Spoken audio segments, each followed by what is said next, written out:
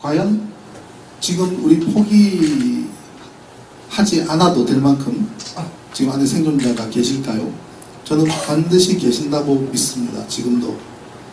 왜냐하면 에어포켓이 존재하는 한 인위적으로 빼지 않으면 그 공기 안 빠져나갑니다. 중간에 약간의 고민이 있었어요. 배가 한번 옆으로 넘어졌기 때문에. 그렇죠. 인위적으로 빼지 않는 한 그대로 남아있다고 생각합니다. 단 한 명이라도. 자, 어저께 30명의 시신을 발굴했으면 왜 첫날은 30명을 구조하지 못했을까요? 그렇지 않습니까? 인터넷상에 어느 SSU 대원이란 분이 그런 글을 썼습니다. SSU 대원은 세계 최강이다. 들어가라 그러면 어디든지 들어간다. 실패란 없다. 30m요? 이게 태평양에 빠졌습니까? 제주 해협에 빠졌습니까? 수심 70m, 80m, 100m에 빠졌습니까? 코앞이 섬입니다. 30m예요. 거기는 산소 안 물고도 들어갑니다. 혹시 영화 중에 그랑블루라고 보신 분 계세요? 그랑블루. 그죠? 보셨죠? 명화 중에 명화지 않습니까? 그게 뭡니까? 이태리에 있는 두 젊은 그 꼬마애가 어릴 때부터 물속에서 놀다가 서로 잠수하는 내기를 하다가 그 다음에 컸어요. 커서 산소 물지 않고 그냥 줄 따라 내려가서 누가 깊이까지 들어갔다 오는지 세계 챔피언 대회가 벌렸습니다. 300피트, 350피트, 380피트. 인간으로서는 할 수 없는 400피트를 찍고 올라오니까 친구가 결국은 사망을 합니다.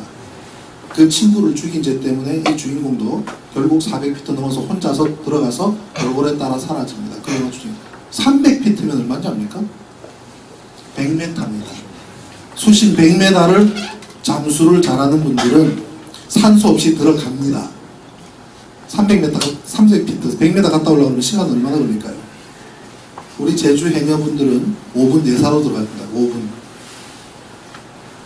이종인 알파 잠수 대표가 제주 갔다 오면 철수했죠, 어저께. 피눈물을 흘리면서 철수했습니다. 피눈물을 흘리면서. 제가 오늘 페이스북에 트윗을 했는데 맨 마지막에 눈물을 흘리면서 개같은 그랬습니다. 개같은 나. 그분이 갖고 있는 그 장비 나중에 제가 설명드릴 텐데요. 그거 있으면 출입구 옆에다 딱 갖다 대놓으면 출입구 옆에 그 안에 들어가서 잠수부 4명이 돌아가면서 교대교대로 공기 쉬면서 2사람 들어가고 2사람 쉬고 2사람 들어가고 하루 종일 교대교대로 할 수 있습니다. 그런 장비를 가지고 갔는데 못하게 합니다. 못 들어가게 합니다. 이 장비가 그 장비인데요. 처음부터 설명드리겠습니다. 이 구조가 180도 완전히 뒤집어졌다고 가정을 해보십시다. 이 벽하고 땅바닥 사이에 틈이 있습니까? 없죠? 없습니다. 저쪽으로는 들어올 수 있지만 공기가 들어올 수 있지만 그럼 이게 뒤집어지면 물이 공기가 빠질 수 있는 것들이 전부 다 내 발바닥에 있는 거예요. 그죠? 내 발바닥에 있는 겁니다. 그리고 천장은 이 코나 부분하고 땅바닥이 얼마나 단단합니까? 이 바닥하고 벽이 막아주기 때문에 요 사이에 생긴 이 공기는 인위적으로 빼내기 전에는 절대 안 빠진다는 얘기입니다. 그럼 문제는 뭡니까? 그 안에 있는 분들이 몇 분이 계실지 몰라요. 그 안에 있는 공기를 나눠서 마셔야 되죠. 나눠서. 산소가 다 소진되면은 결국 질식할 수밖에 없죠. 입에 거품 물고 나온 시신들은 익사가 아닙니다. 질식사입니다. 얼마든지 일찍 들어가면은 구조할 수 있고 살릴 수 있는 사람들이었다는 얘기입니다. 손가락이 하나도 없다 그러죠. 얼마나 벽을 긁었으면 비참합니다. 어저께 뉴스입니다. 화물 세배 과적 평형수 부족 보건력 치명타 연합뉴스에서 급하게 회전을 하는 바람에 배가 깔아앉았다고 난리굿을 칠 때부터 저는 저 문제 얘기했거든요. 안정성 문제다. 배 안정성 문제다. 보건력 문제다. GM의 문제다. 회전? 운전하는 차가 자동차가 회전 안 하고 차가 돌아갑니까? 회전하는 거 당연한 기능이죠. 회전 안 하는 비행기 봤습니까? 회전 안 하는 배가 있습니까? 회전이 왜 문제죠? 회전은 문제가 아닙니다. 화물을 3배나 과적을 했답니다. 3배. 말이 됩니까? 평형수, 발라스트 워터라는 거예요. 발라스트 워터. 혹은요. 배는 발라스트 탱크가 좌우로 있습니다. 자, 이게 배입니다. 가운데를 중심으로 배 밑바닥에 기름 탱크가 있어요. 기름 탱크도 오른쪽 왼쪽에 있습니다. 왜냐하면 항해를 하는 동안에 계속 기름을 퍼서 쓰기 때문에 한쪽에서만 기름을 쓰게 되면 기름을 쓰는 만큼 기울게 되죠. 그래서 오른쪽 탱크에서도 기름을 빼쓰고 왼쪽 탱크에서도 기름을 빼쓰고 교대교대로 빼쓰고 합니다. 그래도 기울어집니다. 그러면은 자, 앞쪽에는 FO, FO에도 fuel oil이라 그래서 여기는 FO를 벙커 AU, 벙커 CU 이런 것도 기름 들었었는데 기름 탱크가 좌우에 있고 또 뒤에는 발라스트 탱크라 해서 탱크가 두 개가 있어요. 그 탱크에는 바닷물을 넣습니다. 바닷물을 넣어서 균형을 잡습니다. 좌우 기울어졌을 때 배가 기울어지면 바닷물을 집어넣거나 더 이상 집어넣을 데가 없으면 그 다음 발라스트 워터를 빼거나 소금물을 집어넣거나 빼거나 해서 좌우 균형을 맞춥니다. 그런데 평형수가 부족했다.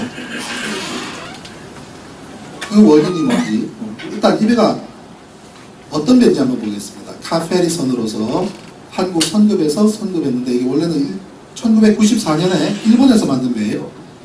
일본에서 만든 배인데 2010년에 팝니다. 국제 중고시장에 이 배를 내놓습니다.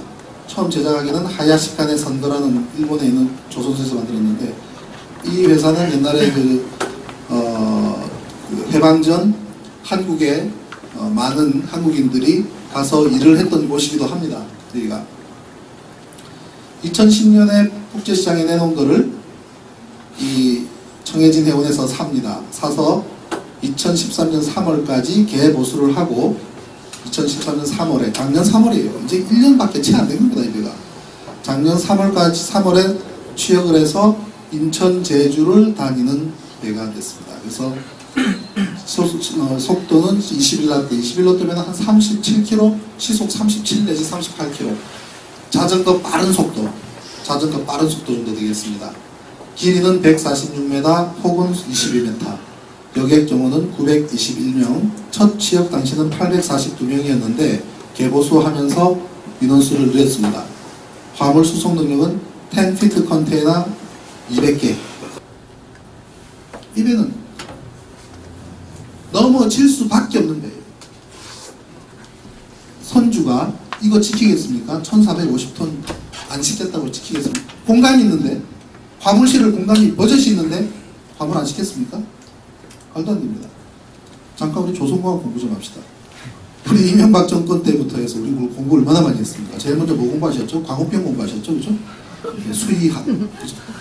또 어느 친구가 또 저기서 뭐 강바닥 판다고 4대강 한이라고 또 운하공학 공부하셨죠? 환경 생태학 공부하셨죠? 천안함 터지면서 그때 해양조선학 학사과정 마치셨죠? 오늘은 석사과정 들어갑니다. 전 국민을 전문가로 만들고 있습니다. 이게 물이 한 뭐가 떠 있으면 부력이라는 것은 이 물속에 잠긴 부피에 물의 밀도를 곱한 것이 부력입니다. 로우 V. 그렇죠? 로우 V. 로우는 바닷물은 1.02요. 그냥 물은 1. 요 물에 잠긴 부피만큼이 부력을 받습니다. 쇳덩어리 넣으면 호로록 깔았잖아요. 그죠? 중량. 이 중량과 부력이 서로 마주하고 있는데 중량보다도 부력이 크면 뜨고 중량이 부력보다도 크면 깔아앉습니다. 그죠? 그런데 이게 기울어졌을 때 이 중량이 있는 선과 일직선 하는 것을 부력에서 만나는 점을 메타센터라 그래서 요거는 지점. 요 거리가 얼마냐에 따라서 배가 안정도가 있느냐 없느냐를 따집니다. 만약에 이 점이 밑으로 내면 발라당 뒤집어집니다. B점은 이 메타센터점은 G보다도 위에 있습니다. 밑에 있으면 뒤집어집니다. 그게 배의 원리인데 바로 이런 점입니다. 이게 뒤집어지지 않으려면은 G와 M 사이, 그래서 GM을 그래비티 모멘트라 그래서 요 G점과 M점 사이의 거리를 보통 일반 상산 선박들은 50cm 정도는 유지해라 하는 것이 인고 국제해사기구의 권고사항입니다. 자, 요 GM이 어떻게 되냐면 GM이 굉장히 좋은 배들이 있습니다. 복원력이 굉장히 좋은 배가 있습니다. 군함입니다. 군함은 왜 그러냐면 어떤 상황에서도 자빠지면 안 되는 배예요. 군함은 어떤 상황에서도 전투를 해야 돼요. 폭탄을 맞아서 한쪽이 터져도 전쟁해야 돼요. 그래서 구획마다 섹션이 나눠져 가지고 한 곳이 터져도 문만 잠그면 거기는 물이 차도 다른 데는 물이 안 들어오게끔 설계를 합니다. 섹션을 많이 만들고 그 사이에 수밀문들을 많이 둬가지고 그게 군함이에요. 그리고 보건력이 아주 좋기 때문에 뭐 옆으로 그냥 와서 들이받아도 다시 일어섭니다. 오토기처럼. 그게 군함이에요. 근데 보건력이 좋다 보니까 매 굉장히 피곤해요. 군함을 타고 있으면. 군함 타고 저는 이제 소위 중위 때 군함을 탔었는데, 소위 때는 APD함이라고 천안함 비슷한 급의 배를 타고 중위 때는 상륙함을 탔는데요. 파도 조금만 치면 흔들흔들해서 오바이트 계속 토합니다. 처음에는. 그러다 나중에는 좀 안정이 되는데, 여객선이 그렇게 되면은 여객들이 굉장히 필요하죠. 그래서 여객선은 GM을 최대한 낮춥니다.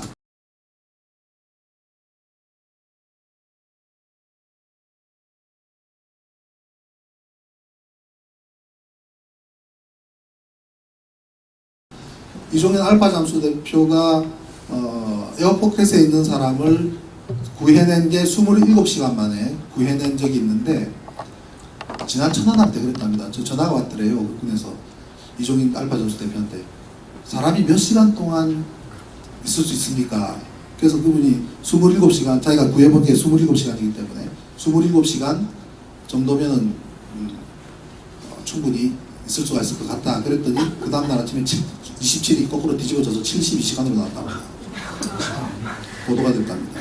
그래서 이거 내가 27시간이라 그랬는데 왜 70으로 나왔지? 그랬더니 그 다음날 60% 줄었답니다. 3시간 빼가지고. 그 에피소드를 얘기해 주더라고요.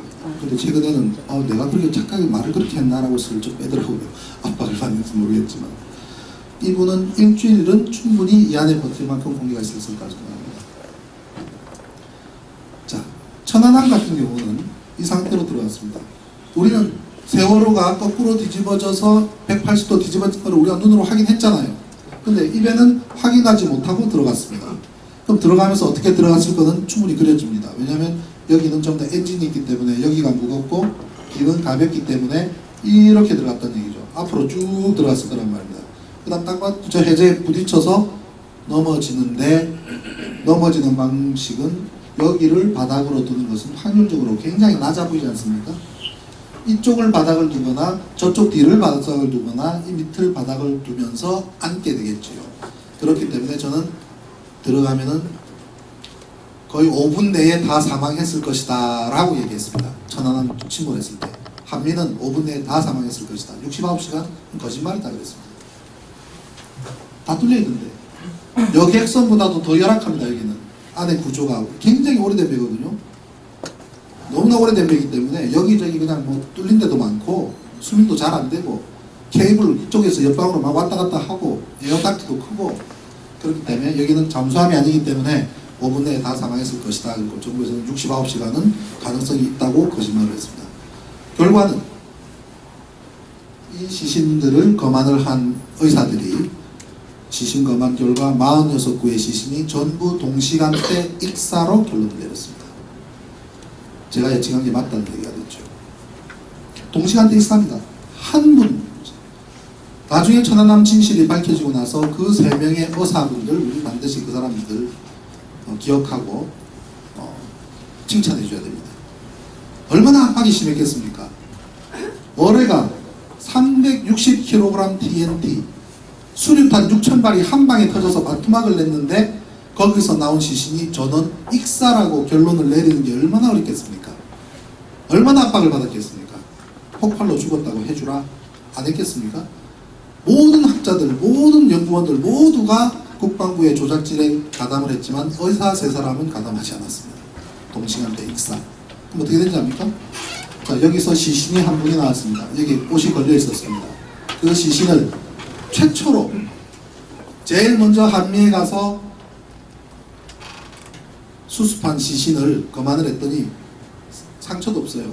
긁힌 것도 별로 없어요. 익사입니다. 무슨 얘기냐? 3000도의 온도를 견디셨어요. 그분이 밑에서 터진 어뢰 3000도를 견디셨다고요. 견뎠는데 배가 반토막 나고 물이 들어오니까 익사하셨어요. 그걸 믿으라는 겁니다. 우리한테. 이거는 과학 아니에요. 종교의 종교. 믿어라. 요거는 또 오대양하고 또 살리는 거예요.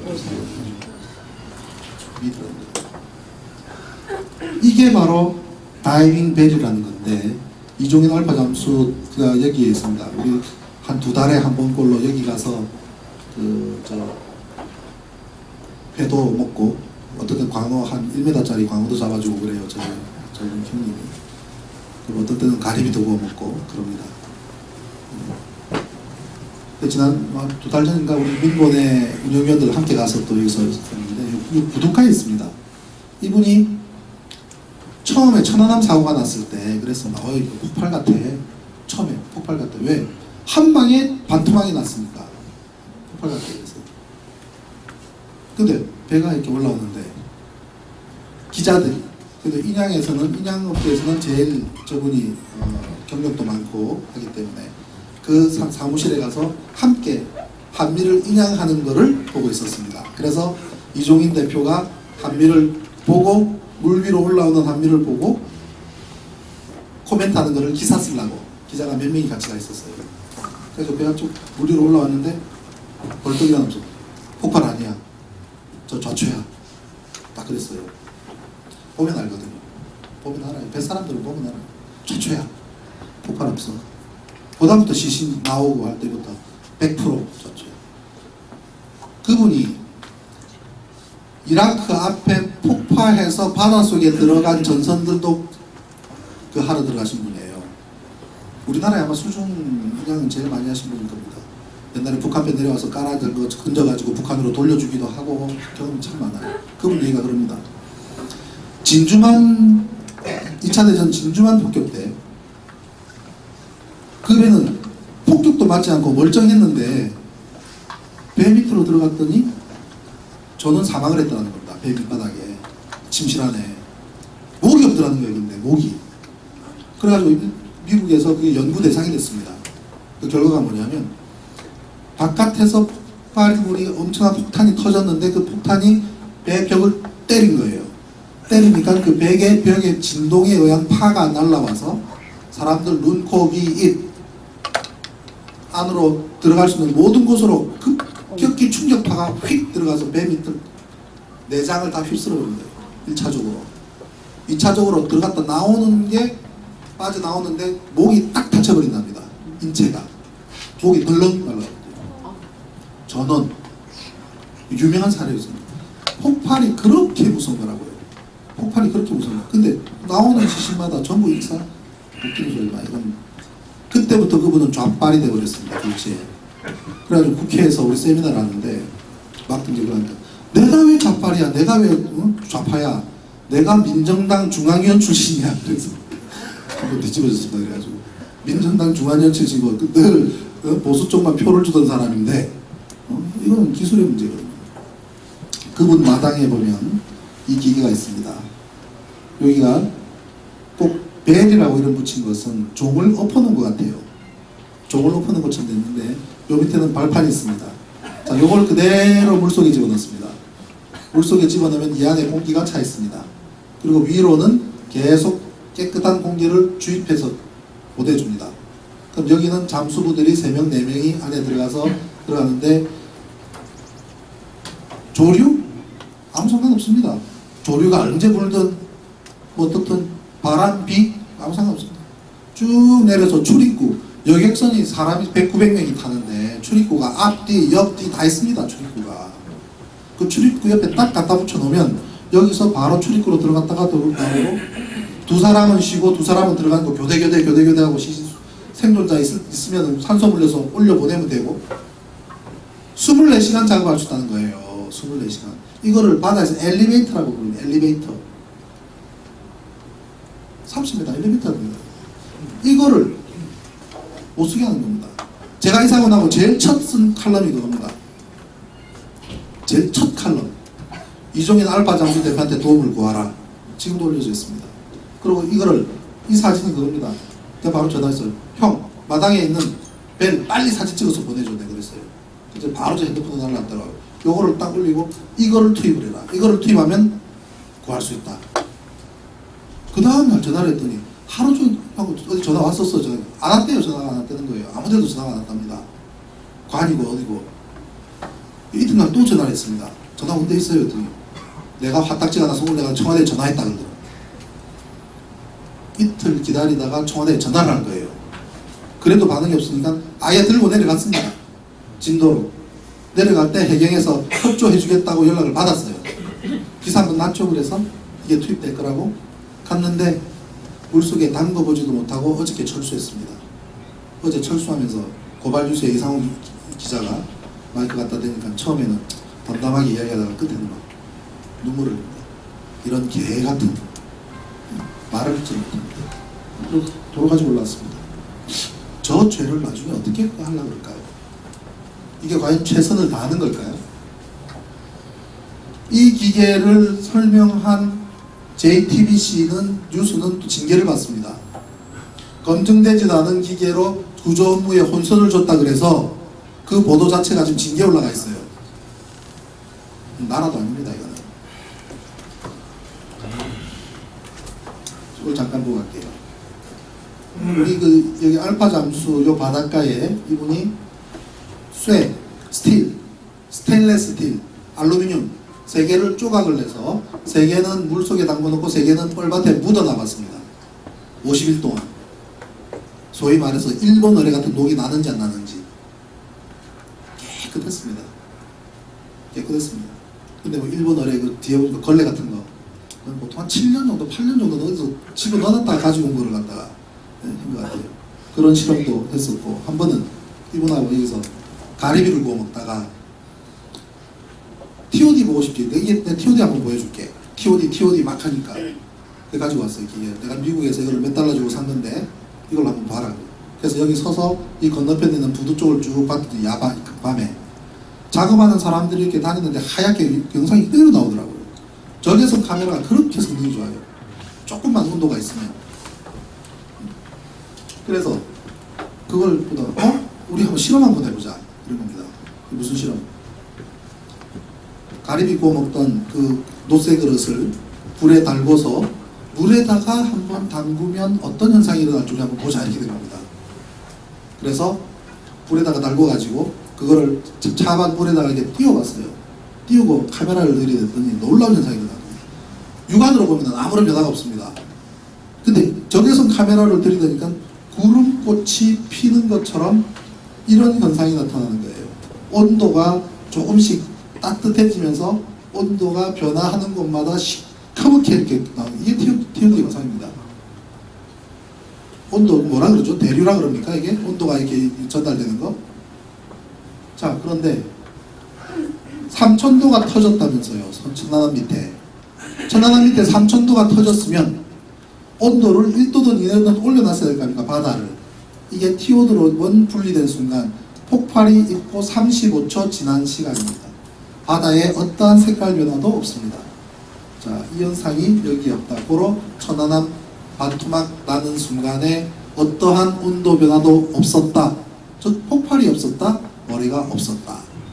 요게 천안함 프로젝트에 나온 영화 장면이고, 천안함 프로젝트의 거의 대부분의 내용은 이미 제가 칼럼을 쓰거나 인터뷰를 하거나 다 발표한 내용이지만 유일하게 요 사안만 처음으로 공개되는 겁니다. 그래서 그 난리를 쳐가면서 방송을 못하게, 방영을 못하게 막았던 겁니다. 정부가. 하루 올라가고 딱 내려갔죠. 지금 DVD 이제 나왔다고 그저께 저한테 몇 개 보내왔더라고요. 예. 그러면 35초 동안에 식었을까? 천만에요. TOD 영상을 가지고 와서 이 테이블 위에 손바닥을 꾹 누르고 손을 딱 대면요. 건 1분 동안 손바닥 자국이 그대로 남아있습니다. 그 정도로 온도 센스티브가 아주 민감한 기계예요. 그렇기 때문에 여기에 온도 변화가 있었다면 이런 현상이 여기도 났어야 된다. 전혀 나지 않았다 이거죠. 참고로 이것도 TOD로 본 것인데 야간에 TOD로 본 영상을 쪼갠 거 안에서 괴물체가 나타났습니다. 이게 바로 천안함을 반토막 낸 그 녀석이 움직이는 유일한 장면이 잡힌 것들. 이것도 TOD입니다. 여기서 반토막을 내고 조류에 따라 흐르는 물체 사이를 거슬러서 이동을 하고 있다는 것은 스스로 동력을 갖고 있는 놈이라는 것을 입증했습니다. 이왕 천안 본 김에 조금 더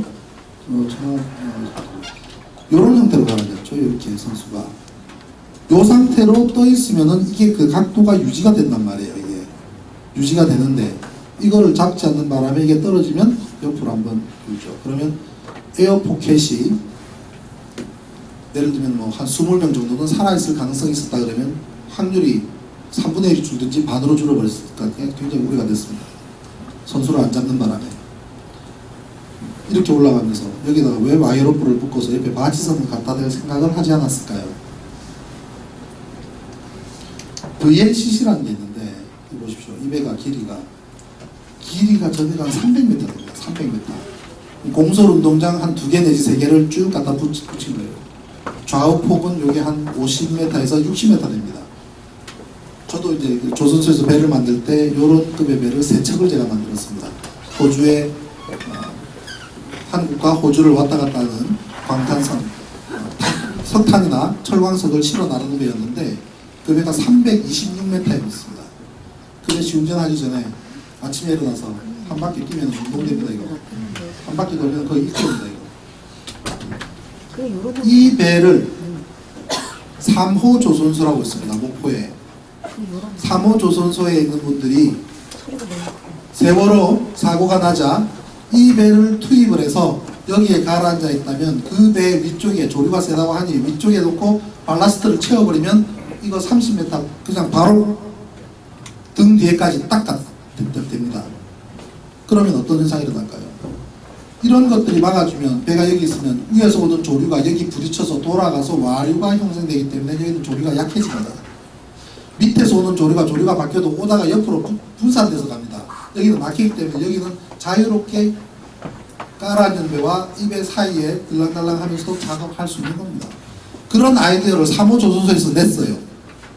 그 회사가 정몽준 씨 계열사입니다.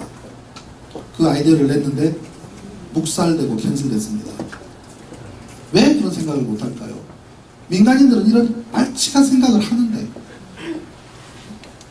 헬기로 구조를 합니다. 몇 사람 구조하겠습니까? 이래가지고 아무 필요 없습니다. 이거 왜? 경찰 특공대 보내야 돼요. 망치 들려서 손에 갖다가 다 여기 떨어뜨려가지고 하나씩 깨고 들어가서 바로 이 방에 있었던 거 아닙니까? 보세요. 이 방 유리창을 깨고 들어가서 그 명 한 명씩 내보내가지고 라이프 자켓 입었겠다 바다에 던지면 되잖아요. 안 그렇습니까? 라이프 자켓 입었겠다. 이 바다 한번 보십시오. 이게 호수지 바다입니까 이게? 예? 섬과 섬 사이에 라이프 자켓 입은 사람은 바다에 던지면 되는 거를 왜 그 생각을 못할까요? 왜? 재난에 대비하는 ABC도 모르는 그런 게 매뉴얼이 없는 줄 압니까? 천만에 있었습니다. 엄청난 돈을 들여서 만드는 게 있습니다.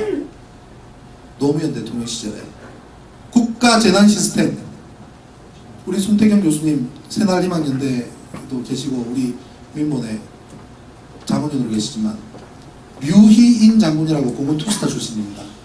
그분이 국가 재난에 대한 매뉴얼의 우리나라 최고의 권위자입니다. 새날희망연대에서 우리 강의도 한번 했죠? 했습니다. 국가가 재난을 받았을 때 어떻게 하는지에 대한 매뉴얼에 대해서 한 2시간 강연한 적이 있습니다. 엄청난 돈을 들여서 그걸 다 매뉴얼을 만들었습니다. 딱 그 매뉴얼대로 하면은 대비를 할 수 있는데 이명박 때 폐기했습니다. 그죠? 미친 노릇입니다. 기본적인 아무것도 없는 거예요. 오로지 보트들만 이 상황이 될 때까지 보트들만 있습니다. 섬에서 거리가 얼마나 됩니까? 여기도 좀 큰 배가 있네요. 상선도 왔네요. 와이어로프를 여기다 묶어가지고 질질 끌고 갈지는 왜 생각을 못합니까? 아직까지 떠 있는데 배들이 다 달아붙어가지고 여기다가 묶어서 낮은 수심으로 끌고 갈 생각을 왜 못합니까? 깔아앉기 전에 떠 있을 때는 밀어서라도 낮은 데로 데려갈 생각을 왜 못하냐고요. 섬 옆인데 이 앞부분 부서질까봐요. 이 배가 밀어줬으면 이 배 사줄 겁니다. 국민들이. 그죠? 돈 모아서 사줄 겁니다. 새로 만들어줄 겁니다.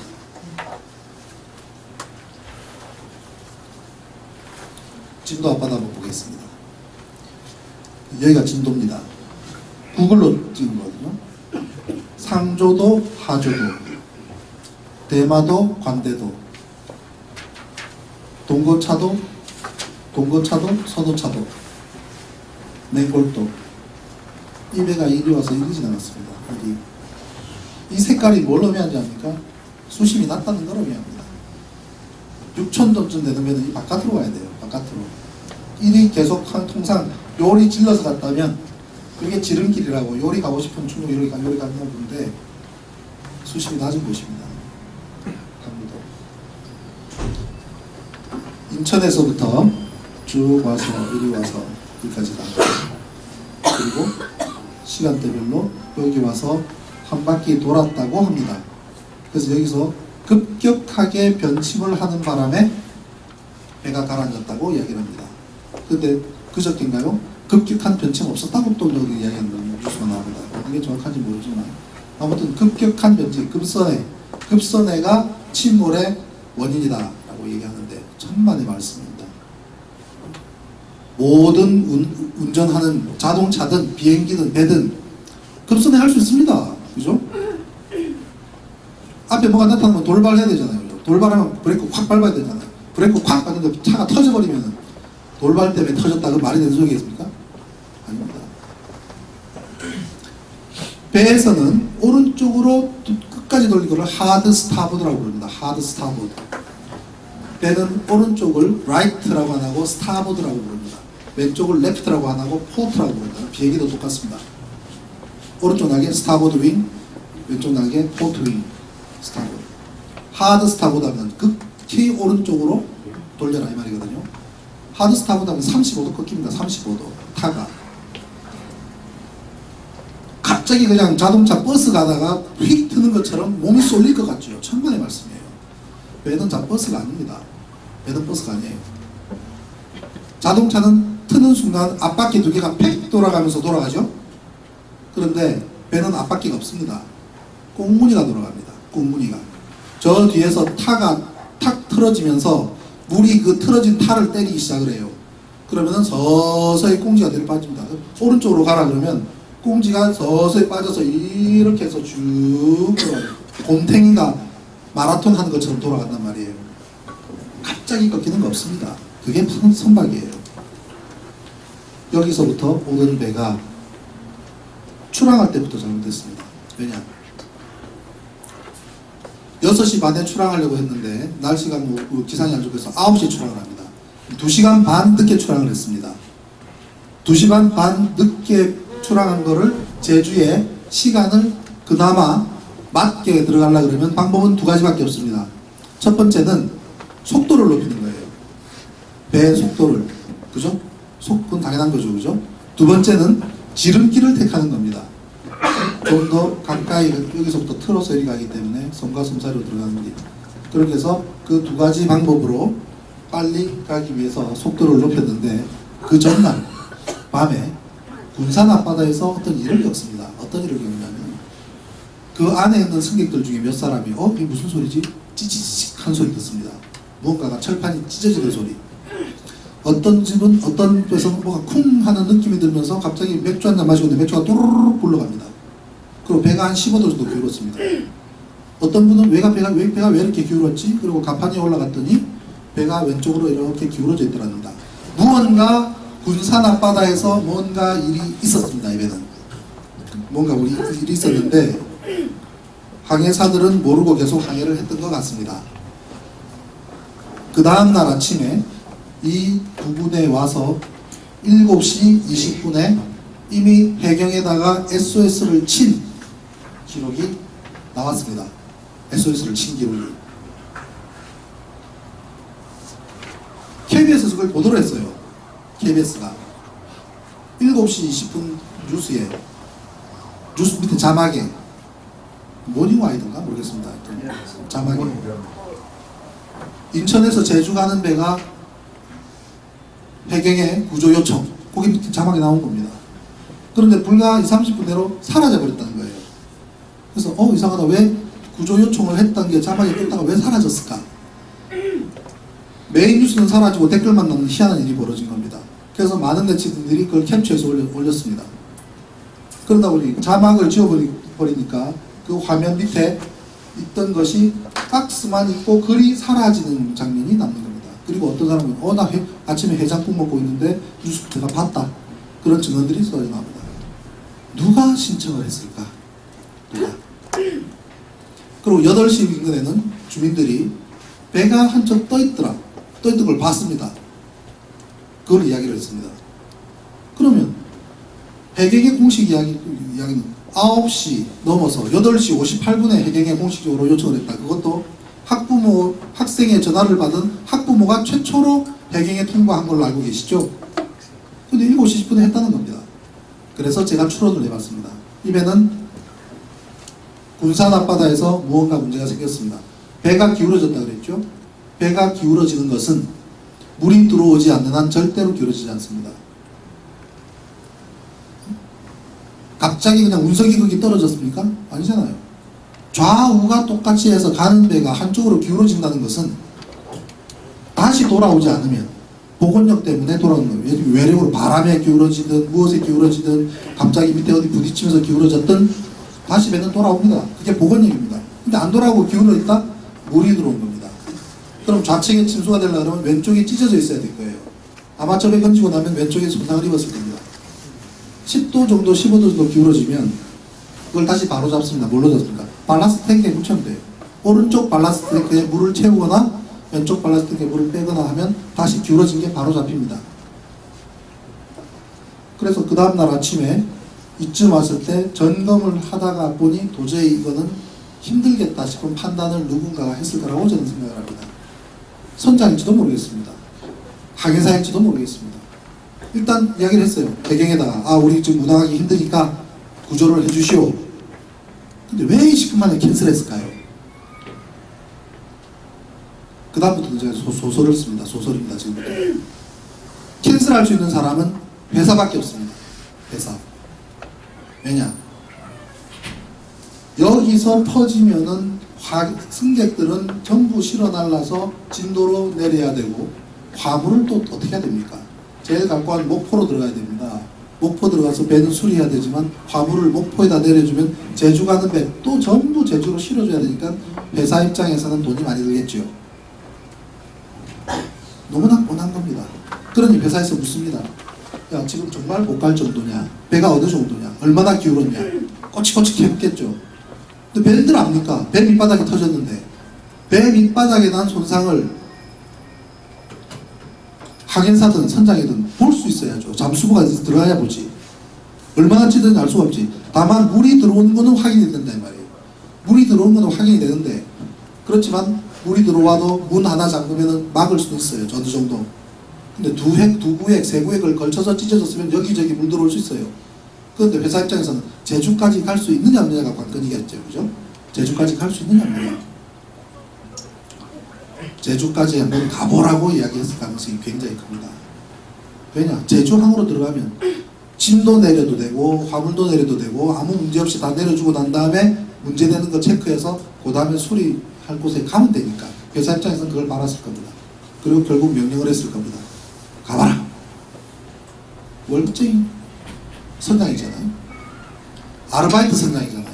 땜빵, 그죠? 정규 선장도 아니고 정규 선장이 왜 휴가 갔는지도 이유가 나왔더만요. 개보수할 때부터 문제가 많아가지고 막 항의를 했는데 결국은 자기가 못하겠다고 내렸다는 뉴스가 어저께 떴죠. 선장 자체가 문제 있다고 입에 문제 있는 거를 안단 얘기죠. 그래서 아르바이트 선장이 들어갔는데 자기도 운항 안 되겠다 해서 SOS를 쳤는데 회사에서 가보라 하니 다시 캔슬하고 속력을 내서 갔던 겁니다. 선장이 만약에 SOS를 쳤다면 그 사람은 뱃사람으로서 결국은 다 버리고 지가 먼저 도망간 아주 나쁜 사람이 되어 있지만 첫 판단만큼은 뱃사람 판단을 했다는 걸 의미합니다. 선장이 7시에 이거는 운항이 안 되겠다라고 판단을 해서 제주 해경에다가 요청을 했다면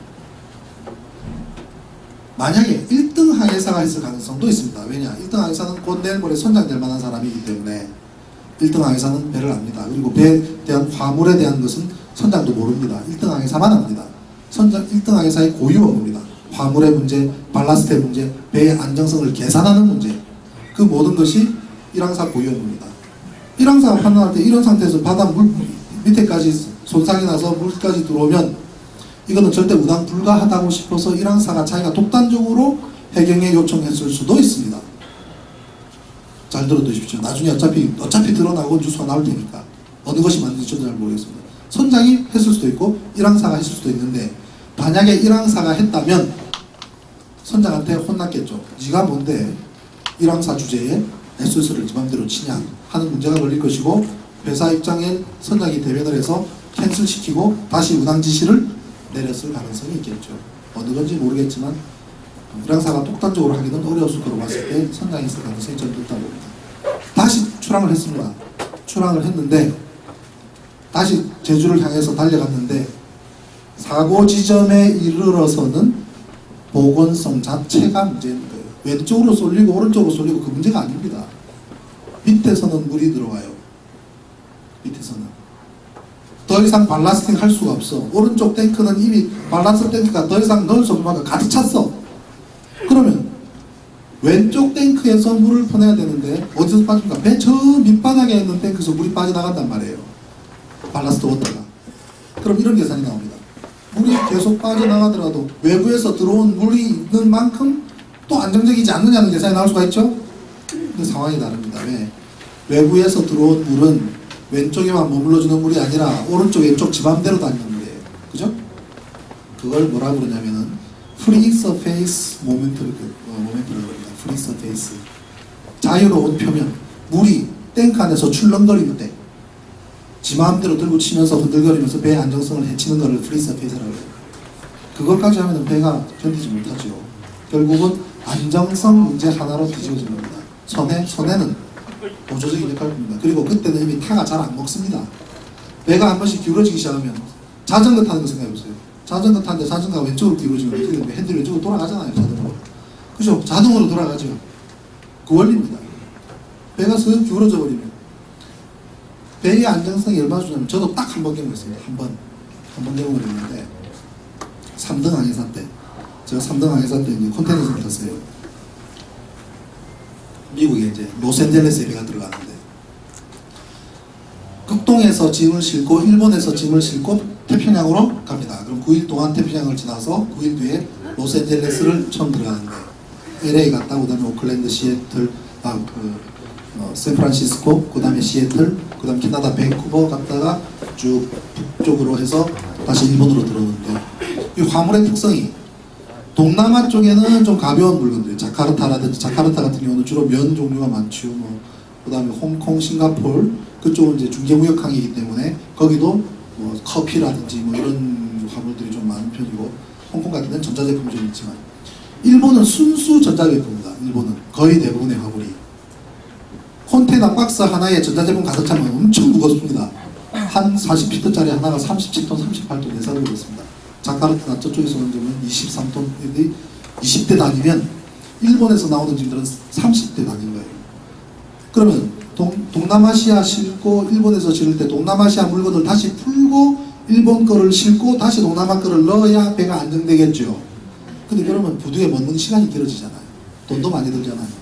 그러니까 GM 계산을 열심히 두드려가지고 안정하다 싶으면 그냥 갑니다. 그냥 가요. 그래가지고 한번 이 정도면 충분히 되겠지라고 생각을 하고 딱 한 번 출항했는데, 1등 항해사가 이제 잘못된 분인데 로스앤젤레스 아파트를 갔는데 더 이상 발라스트 가지고 조절하기 힘든 상황이 됐는데 이미 F4는 바닥에 난 겁니다. 일본에서 기름을 실어서 태평양을 9일간에 갇혀서 건넜더니 저 바닥에 있는 기름이 다 빠져나가면서 기름도 거의 앵꼬 수준인데다가 밑에서 기름은 빠졌죠. 발라스팅은 안 되니까 배가 이럽니다. 가다가 칙 넘어요. 한 10도 딱 기울어서 이래고 그냥 가는 거예요. 이대로. 그러면 왼쪽에서 물을 빼든지 오른쪽에 조금 더 주면 또 바로 서요. 그러다가 씩 넘어요. 틱 넘어요. 계속 이러면서 갔습니다. 로스앤젤레스가 쫙 앞에 보이는데 만약에 그날 파도 쳤으면 그냥 뒤집어졌습니다. 그 상태에 외력을 받으면 딱 넘어가면 못 일어섭니다. 그런 상태에서는. 그렇게 GM이 거의 바닥이 난 상태로 제가 딱 항해를 한번 딱 해봤거든요. 그렇게 보는 게 무서운 겁니다. 배가 기울어지면서 바로 뒤집어지는지 한번 보겠습니다. 이게 하이스피드 턴. 항공모함입니다. 항공모함급의 미국 배인데 이 배가 달리는 것을 뒤에서 찍었습니다. 요걸로, 요 단어로 오늘 집에 가시거든 유튜브에 한번 넣어보세요. 유튜브 아시죠? 유튜브에 요 단어를 넣고 하면 재밌는 장면들 많이 나옵니다. 자, 이 배가 갑니다. 자, 하드 스타보드 명령이 떨어졌습니다. 그랬더니 이게 쭉 밀어서 키가 이쪽으로 들어갑니다. 이쪽은 당기고 이쪽은 밀면서 타가, 이 큰 타가 오른쪽으로 돌아갑니다. 그랬더니 배가 기울어지기 시작하는데 간판에서는 난리가 났습니다. 재밌다고 사진 찍고. 요게 기울어진, 배가 기울어진 각도입니다. 그 각도를 저 뒤에서 보니까 이렇게 15도, 15디그리, 15도입니다. 사람이 이렇게 서 있을 정도입니다. 사람이. 네?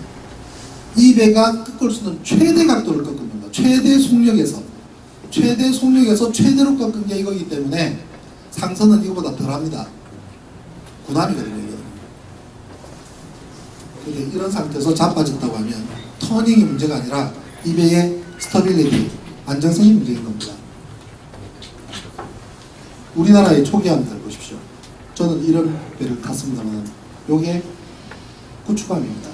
잠깐 천안함 문제 몇 가지만 짚고 넘어가면 이 배가 떴다 하면은 잠수함은 다 죽었다 복창해야 됩니다. 이 배가 돌아다니면서 잠수함 사죠. 잠수함은 자전거 천천히 가는 자전거 속도. 요 녀석은 천천히 가는 오토바이 내지 빨리 가는 자전거 속도거든요. 스피드에서 잠수함하고는 게임이 안 됩니다. 얘는 잠수함 잡는 전문입니다. 이거 보십시오. 안티 서브마린 와피어라고 있잖아요. 초기함. 프리게이트라는 것은 잠수함 잡는 배다라고 정의가 나와 있습니다. 얘한테 잠수함이 한번 걸렸다 그러면 작살나는 이유가 얘가 얘한테 얘기해줍니다. 야, 구충아가 잠수함 저기 있는데 가서 좀 손 좀 봐줘라. 그리고 내가 가서 좌우로 휘젓고 다니면서 폭내를 떨어뜨립니다. 빵빵 떨어뜨립니다. 폭내 맞아서 잠수함 가는 거 아니에요. 여기저기서 터지면서 물의 그 파에 의해서 잠수함 내장이 다 터지는 겁니다. 이음매마다 터지고 붙여놨던 용접선이 터지고 안에 내장이 흔들리고 그래서 결국은 물이 들어와서 깔아놓는 겁니다. 잠수함은 부츠만 붙다 그러면 못 살아나요. 속도면에서 게임이 안 되는데. 그런데 얘가 그 구닥다리, 얘네들끼리 30몇 척이 서해안에서 훈련하고 있는데 구닥다리가 와서 딱 치고 갔다. 그 나라는 지금쯤 대박이 나 있어야죠. 전 세계에서 그 잠수함 살라고 난리 쳐야 되니까. 그죠? 뭐 그런 일 없잖아요. 침수되면서 두둥강 난 거나 우리 서해 저쪽 세월호 앞부분 얘기 안 하잖아요. 침수에 대해서 아직까지 이야기도 안 하잖아요. 배가 왜 15도 기울었는지 아무도 설명 안 하잖아요. 15도 기운 현상만 있어요. 왜 기울었는지가 이야기가 안 나와요. 그 앞에 증언들은 다 묵살돼요. 무슨 소리가 났다. 아침에 떠 있었다. SOS 쳤다. 일차 나오지 않습니다. 해군에서는 좌초가 있었다는 것을 21시 15분에 버젓이 상황일지에도 써놨습니다. 자기들이 좌초라고. 해경에는 아예 보고서에 좌초라고 써놨기 보고서 자체 써놨습니다. 하도 오락가락하니까 시간도 오락가락하니까 이분이 자청해서 내가 설명해 줄게. 기자들 모아놓고 한마디합니다. 좌초될 것 같다는 신고를 내가 받았고 501은 내가 보낸 사람이다. 그래요. 그 날짜로 이분은 지기해서 저쪽 태안에 어디로 발령납니다. 제대하실 때까지 한 번도 올려는 안 맞습니다. 작년에 법정에 나오셨어요. 이번 대한경찰청이 이럽니다. 우리는 9시 15분으로 알고 있었는데 국방부가 아니라고 하니까 라고 이제 방송에서도 이야기합니다. 청와대에도 좌초로 보고가 됐습니다. 해군 작전 상황장교가 최초 좌초 지정을 별표까지 쳤습니다. 그리고 거기서 시신이 나왔습니다. 시신 내고가 나왔는데 실종자 4명이 건져졌는데 천안함 대원 들어가서 우리 시신 아니라고 가족들이 돌아가는 일이 벌어집니다. 천안함과 충돌한 녀석 배에서 나온 시신이었습니다. 법정에서 밝혀졌는데 제일 마지막 구타실 마지막 장면이라고 내놓은, 즉 구타실이 CCTV가 꺼지기 직전 거기서 운동을 하고 있었다고 거짓말을 하고 마지막 시신이라고 했는데 그 중에 생존자가 나왔습니다. 이분이 김용현 병장 생존자였습니다. 이것이 거짓말이 드러났는데 보도가 되지 않습니다. 자, 우리 세월호 떠있는 것과 비슷하게 떠있는 일이 천안함에서도 발생했습니다. 16시간 떠 있었습니다. 이게 함수가. 국방부는 거짓말을 했습니다. 천안함 한미 함수 둘 다 사고 나자마자 가라앉았다고 거짓말을 했습니다. 국민들은 그 깜깜한 밤에 함수함이 다 가라앉은 줄 알았습니다. 근데 그 다음날 아침에 버젓이 해경배가 웬 가라앉은 배 앞을 뱅뱅 도는 사진이 잡혔대요. 그래서 저는 이 사진이 무슨 사진인지 추적을 해봤습니다. 적외선 카메라인가? 야밤에 찍었는데 이렇게 밝을 수가 있나? 알고 봤더니 그 다음날 아침까지 천안함이 가라앉지 않았다는 사실이 밝혀졌습니다. 나중에 법정에서 이 해경의 오공이란 부함장, 유종일 부함장이 법정에 나와서 증언서에 썼습니다. 그날 밤 당신은 함수에서 모든 대원들 56명을 내려주고 난 다음에 이송한 다음에 무엇을 했느냐? 아직까지 천안함이 가라앉지 않아서 그 옆을 지키고 있었습니다. 그럼 그 다음에 어떻게 됐느냐? 아침 7시에 자기는 작전 명령을 받아서 다른 곳으로 이동을 하면서 해경 253호 요 녀석한테 인계를 해주고 자신은 그 자리를 떴습니다. 그럼 이 배는 계속 뭐 했느냐? 이 배 천안함 함수를 계속 맴돌고 있었습니다. 그러면 이 배는 오후 1시 37분에 가라앉습니다. 무려 16시간 떠 있었습니다. 저 배가. 무려 16시간 떠는 게 어떤 의미가 합니까? 이 안에 생존자가 있었다면 16시간 동안 공기를 찾아가 있었을 수도 있다는 얘기입니다. 그런데 16시간 동안 저 뱅뱅 지키기만 했지 수색은 하지도 않았습니다. 16시간 지난 시점에 조용히 사라지고 이 배는 조용히 가라앉습니다. 마지막 장면 어떻게 가라앉았는지 아는 사람이 아무도 없습니다. 이 배 함장을 법정에 증인시청을 우리가 합니다. 아직까지 안 났습니다. 당신 그때 뭐 했냐? 이 배가 있으면 이 배가 있다고 국방부에 보고해야 될 거 아니냐? 보고했겠죠. 국방부에서 쉬시하라 그랬겠죠. 왜 그 자리를 떴느냐? 뜨라고 했으니까 떴겠죠. 이 안에 시신이 있는지 생존자가 있는지 없는지 함장의 잘못이 큽니다. 함장은 그 전날 밤 이렇게 되기 전에 천안함 함수가 비스듬히 있을 때 대원들이 위에서 있다가 구조될 때 제일 마지막으로 배를 타면서 그런 이야기를 합니다. 내가 마지막이다. 안에 다 확인했다. 그런데 이 배를 건졌더니 시신 한 구가 발견됐습니다. 그 사람이 16시간 동안 이 안에서 공기 찾아서 배가 떠 있었잖아요. 공기에 떠 있었잖아요. 그 부모님이 저 이 사실을 얼마나 원통하실까요? 16시간 떠 있었는데. 천안은 지금 세월호 사태하고 뭐가 다릅니까? 그때도 거짓말을 했습니다. 한미를 하루 만에 찾았는데 무시합니다. 군당국은 천안함 때도. 왜? 천안함과 충돌한 제3의 부표 거기 가서 구조하기 바빠가지고 미국 현영소령이 천안함에 대해서 정의를 하기를 한국과 미국이 함께하는 규칙적인 훈련 중에 일어난 일입니다. 우리 훈련 중에 일어났다는 일이라는 거예요. 외부에 공격이 있어서 이제 한마디도 없잖아요. 천안함에 충돌한 뒤 침몰한 것은 YTN 속보에도 나옵니다. 3월 26일 22시 42분이면 천안함 반토막 나고 가라앉은 1시간 20분 뒤 YTN의 김윤경 기자가 보도를 합니다. 뭔가에 충돌한 뒤에 뭔가에 부딪힌 뒤에 침몰 중인 것으로 알고 있다. 이렇게 군관계자는 전하고 있습니다. 이 군관계자가 누군지 이 김윤경 기자를 법정에 불러서 당신이 쓴 기사 이거 당신 기사 맞지? 그럼 이 사람 누구냐? 물으면은 어떨까요? 법정에서 괜찮을 것 같습니까? 못 부르겠습니다. 못 부릅니다. 왜 못 부른지 압니까? 이 기자가 나와서 진실을 말할 가능성이 극히 낮아요. 지금까지 법정에 나온 사람 중에 진실을 이야기한 사람은 몇 사람 안 됩니다. 유종일 한 부함장 정도?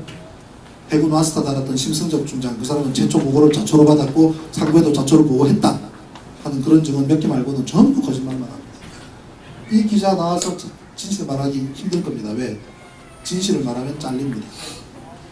천안함과 관련해서 진실을 말하면 모든 사람이 징계를 받거나 한직으로 쫓겨나거나 잘렸습니다. 진실 말할 가능성도 낮고 나와서 진실을 말하면 이 사람이 잘리고 아니면 자기가 그때 이 내용을 잘못 기사를 썼다 하면 나한테 불리하고, 그러니 법정에 못 부르는 거예요. 이런 사람이 한두 사람이 아닙니다. 아주 웃기는 재판하고 있어요. YTN만 있나? 이투데이도 있습니다. 김준현 기자도 서해안 백령도상에서 훈련 중이던 해군 초기함이 원인 미상의 물체와 충돌한 데 침몰하고 있다. 분명하게 기사가 나와 있잖아요. 좌초한 후에 충돌해서 가라앉은 배이기 때문에 어떤 기자는 좌초를 취재하고 어떤 기자는 충돌을 취재합니다. 코끼리 한 마리 갖다 놓고 더듬을 때 코끼리 모양새 이야기가 똑같습니다. 코 만진 사람과 다리 만진 사람의 표현이 다를 뿐이지 둘 다 코끼리입니다. 둘 다 천안함의 원인입니다. 최초 보고를 받은 사람은 좌초의 무게를 중심을 두고 침몰한 직접적인 원인을 따진 사람은 충돌의 무게를 둔 겁니다. 그게 천안함의 진실입니다. 지신 처음으로 건진 대원들이 피부가 살짝 긁혔지만 온전한 상태다. 절단면 사이에서 나온 희생자입니다. 경인방송에서 희생자 4명 우리 시신 아니라고 했습니다. 자, 미국의 장비가 얼마나 막강한데 천안함 때 이런 장비들을 천안함 대원을 위해서 한 번도 쓴 적이 없습니다. 천안함과 충돌한 그 녀석 거기서 건지기 위해서 이 장비들 다 활용했고, 한조 준이가 거기서 사망하자 미국 대사와 주한미 사령관이 백령도로 왔습니다. 그리고 우리나라는 멀쩡한데 자기들은 조기를 내리고 무언가를 떠나보내며 경계를 하는 모습들 다 잡혔습니다. 뭘 건졌는지 모르지만 제3의 부표에서 2m짜리 물체를 계속 올려서 어디론가 싣고 갔습니다. 이 막강한 장비가 이번에 진도 앞바다에서 쓰일 수 있었다면 얼마나 많은 사람을 구할 수 있었을까요? 천안함 때는 도와주고 왜 여기에는 이 장비 가지고 오겠다는 얘기를 안 할까요? 도와주겠다고 했는데 또 우리가 거부했다 그러죠? 이게 뭔지 압니까? 여기서 이 파이프라인이 나가면 이거 천안함 때거든요. 자, 이 케이블들이 공기 주입하고 심장 박동수까지 전부 체크해야 되는 시스템이기 때문에 안에 들어가서 마음껏 작업을 할 수 있는 겁니다. 소위 말하는 모구리, 우리말로 하면 그러면 이런 장비 지금도 위치한 데 갖고 있잖아요. 달려오기 시작하면 하루 만에 달려오잖아요. 도와달라고 왜 못합니까? 천안함 때도 왔는데 이번 같은 경우에 와달라고 왜 못하냐고요. 해군 장병하고 어린 학생들하고 사람 차별하는 겁니다.